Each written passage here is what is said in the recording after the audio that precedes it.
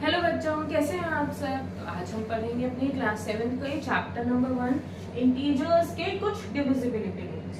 ठीक है, अब डिविजिबिलिटी रूल्स में भी हमें सेम मल्टीप्लिकेशन वाले जो हमने रूल्स पढ़े थे उन्हीं को फॉलो करना है। क्या करना है हमें कि अगर हमें कोई भी डिजिट दी हुई है, कोई भी इंटीजर हमें दिया हुआ है डिवाइड करने के लिए, तो हमें क्या करना है, हमें उसके साइन को अभी के लिए इग्नोर करना है, हमें उसको सिंपली डिवाइड करना है। ठीक है, तो 8 डिवाइडेड बाय 4 क्या होगा हमारा आंसर 2।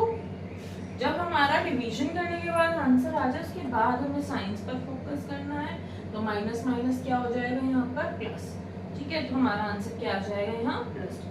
कहने का मतलब क्या है कि अभी के लिए साइन को इग्नोर करो और सिर्फ सिंपली डिवाइड करो। ठीक है, और फिर जो भी आंसर आए उसके बाद हमें साइंस पर फोकस करना है। अभी हमारी बुक में ये 4 क्वेश्चंस हमें दिए हुए हैं और हमें बताया है कि हमें रिजल्ट बताइए कि इनका जो रिजल्ट आएगा वो इंटीजर होगा या नहीं। देखो, अब ये तो एक इंटीजर है तो इसके आगे तो लिखा हुआ है, बुक में खुद नहीं लिखा हुआ है कि result is an integer, right. और ये ऑब्वियसली एक इंटीजर है भी, लेकिन अगर हम 4 को 8 से डिवाइड करेंगे तो हमारा आंसर क्या आएगा 1/2। अब माइनस माइनस क्या हो जाएगा प्लस, तो 1/2।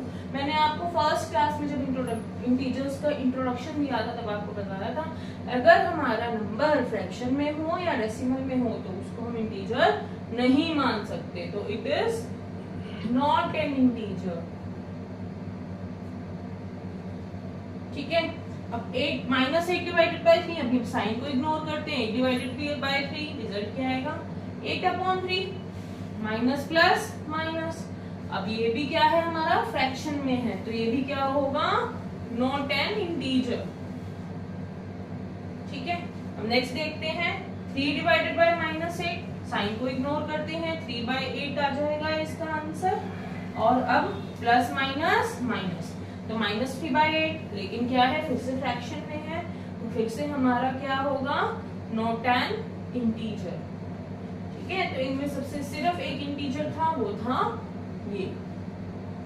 ठीक है, अभी हमने जो ये सम किए हैं इनसे हम देख सकते हैं कि जब हम -8 डिवाइडेड बाय -4 कर रहे थे तो उसका आंसर क्या आ रहा था +2, जबकि जब हम -4 डिवाइडेड बाय -8 कर रहे थे तो उसका आंसर क्या आ रहा था 1/2, है ना। तो ये क्या है इक्वल नहीं है। इसका मतलब डिवीजन की जो प्रॉपर्टी है, जो डिवीजन होता है इंटीजर्स का, वो कॉम्यूटेटिव प्रॉपर्टी को फॉलो नहीं करता।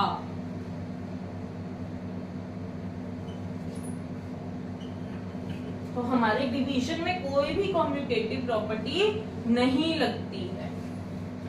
तो इसको और भी ज्यादा प्रूफ करने के लिए हम 2 एग्जांपल्स और ले लेते हैं। -9 डिवाइडेड बाय 3 यानी कि a डिवाइडेड बाय 3 या b डिवाइडेड बाय 8 करके देखो। अगर इन दोनों को डिवाइड करेंगे तो हमारा आएगा आंसर -3।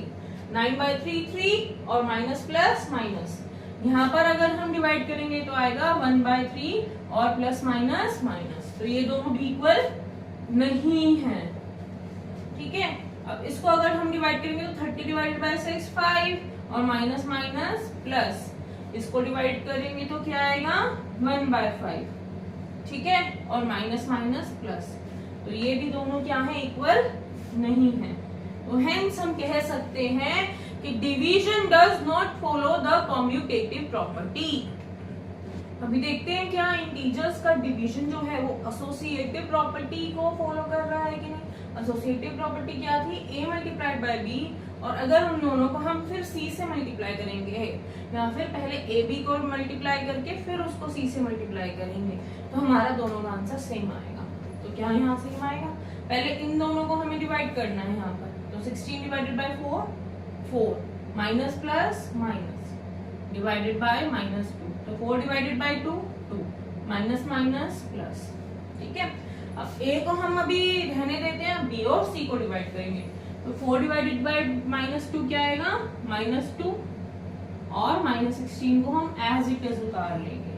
ठीक है, अब 16 डिवाइडेड बाय 2 क्या होगा 8 माइनस माइनस प्लस, तो ये दोनों भी हमारे इक्वल नहीं है ना, ये दोनों भी इक्वल नहीं है। तो हम कह सकते हैं कि division does not follow associative property as well. ठीक है, तो हमें यहाँ से पता चल रहा है कि हमारी कोई भी एसोसिएटिव प्रॉपर्टी भी यहाँ पर नहीं लगेगी। ठीक है, अभी मल्टीप्लिकेशन में बच्चों एक और प्रॉपर्टी थी हमारी डिस्ट्रीब्यूटिव प्रॉपर्टी, उसको भी यहाँ पर लगा कर देखते हैं।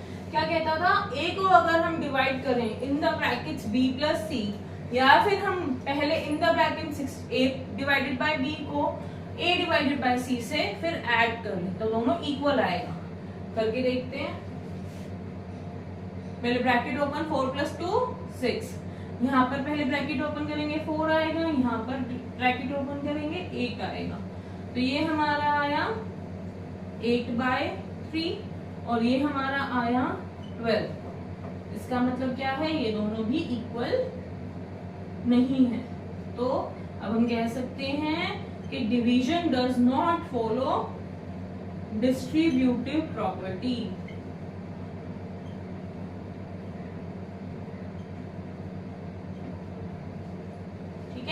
इसका मतलब हमारा डिवीजन जो है वो किसी भी प्रॉपर्टी को फॉलो नहीं कर रहा है। अभी नेक्स्ट हमारा कंसेप्ट है डिवीजन बाय जीरो, यानी कि अगर हम किसी भी नंबर को जीरो से डिवाइड करते हैं या फिर जीरो को हम किसी भी नंबर से डिवाइड करते हैं तो हमारा रिजल्ट क्या होगा। देखो बेटा, अगर हम किसी भी नंबर को जीरो से डिवाइड करेंगे ना तो वो हमारा डिफाइंड हो ही नहीं सकता, तो इसका रिजल्ट आएगा हमेशा नॉट डिफाइंड। कैसे कैसे देखते हैं। हम डिवीजन कब करते हैं, जब हमारे पास एक चॉकलेट हो और उसके हमें 4 पीसेस करने हो। ठीक है, या फिर मेरे पास 2 चॉकलेट्स हो और मुझे उसके 4 पीसेस करने हो, तो मैं क्या करती थी 4 डिवाइडेड बाय 2, यानी कि मेरे पास 2 चॉकलेट्स हैं और उसे के मुझे 4 या फिर लगा लो 8 पीसेस करने हैं। ठीक है, 1 2 3 4 5 6 7 8। एक चॉकलेट मेरी ये है, दूसरी चॉकलेट मेरी ये है, तो 2 चॉकलेट्स के मुझे 8 पीसेस करने हैं। तो एक चॉकलेट के कितने पीस होंगे 4, राइट। लेकिन अगर मेरे पास 36 मुझे पीसेस करने हैं और मेरे पास कोई ऑब्जेक्ट है ही नहीं, तो क्या मैं कर सकती हूँ? नहीं कर सकती। इसीलिए मेरा आंसर क्या होगा, हमेशा नॉट डिफाइंड होगा। ठीक है, और जीरो को अगर हम किसी नंबर से डिवाइड करेंगे तो उसका आंसर हमेशा आएगा 0। 0 divided by any integer is 0। यहाँ से हम क्या डिराइव कर सकते हैं, a divided by 0 is not defined and 0 divided by a is 0। ये 2 चीजें हम यहाँ से डिराइव कर सकते हैं। अभी नेक्स्ट है हमारा कि हम डिवीजन को 1 से अगर डिवाइड करें, तो अगर हम किसी भी इंटीजर को 1 से डिवाइड करें या फिर अगर हम किसी भी इंटीजर को 1 से डिवाइड करें, किसी भी इंटीजर को, तो वो इंटीजर खुद ही आंसर होगा। ठीक है, अगर हम किसी भी इंटीजर को 1 से डिवाइड करते हैं तो आंसर क्या आएगा, द इंटीजर इटसेल्फ। अब हमारी बुक में ये कुछ क्वेश्चंस दिए हैं, सॉल्व करके देखते हैं। हम किसी भी इंटीजर को 1 से डिवाइड करते हैं तो इंटीजर खुद आता है, तो किसी भी इंटीजर को 8 को 1 से डिवाइड करेंगे 8 माइनस प्लस माइनस, हम इस तरह से भी देख सकते हैं।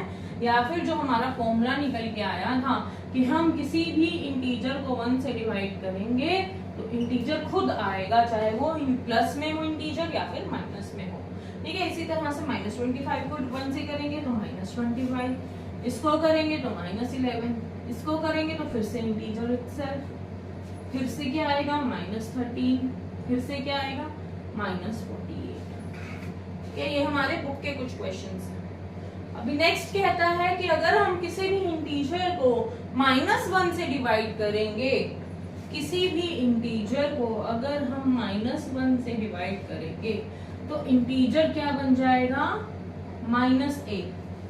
ठीक है, अगर हम किसी भी इंटीजर को -1 से डिवाइड करेंगे तो उस इंटीजर का साइन चेंज हो जाएगा। जरूरी नहीं है कि वो माइनस बने या फिर प्लस बने, कुछ भी हो सकता है, लेकिन वो जो इंटीजर है उसका साइन जरूर चेंज हो जाएगा। अभी देखो बेटा, हमारी बुक के क्वेश्चंस हैं।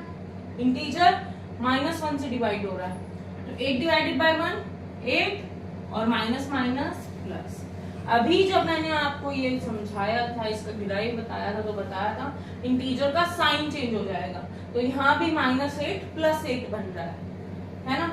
यहाँ देखते हैं -25 -125 को 1 से डिवाइड करेंगे 25 माइनस माइनस प्लस, फिर से इंटीजर का साइन चेंज हो रहा है, फिर से 11 divided by 1 -1 11 plus minus minus, फिर से इंटीजर का साइन चेंज हो रहा है।